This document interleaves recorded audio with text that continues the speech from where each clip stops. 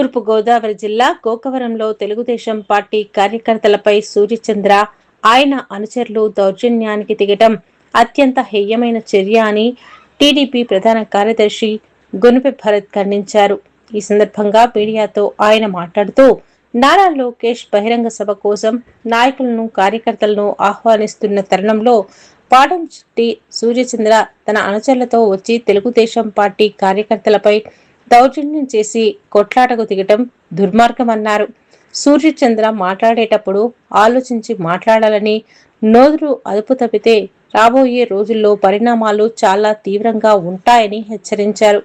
మా నాయకుడు ఎమ్మెల్యే జ్యోతుల నెహ్రూ రాజకీయ ఎదుగుదలను చూసి ఓర్వలేకే సూర్యచంద్ర విశ్వ ప్రయత్నాలు చేస్తున్నారని, ఆయనపై బురద జల్లటానికి ప్రయత్నిస్తే కార్యకర్తలు, ప్రజలు సహించబోరని భరత్ స్పష్టం చేశారు.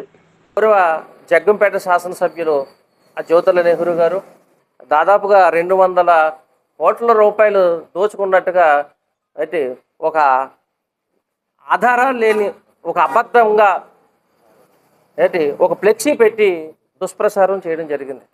మచ్చలేనటువంటి నెహ్రూ గారు వారి కుటుంబం మీద మీరు ఈ రకమైనటువంటి తప్పుడు ప్రచారం చేయడం చూస్తూ ఉంటే మిమ్మల్ని వెనకాల నుండి ఎవడో ఆడిస్తున్నాడో మాకు తెలుసు. లేడిపోయి బురద జల్లడం మా నాయకుడి మీద చూస్తూ ఎట్టి పరిస్థితుల్లో కూడా ఊరుకోం.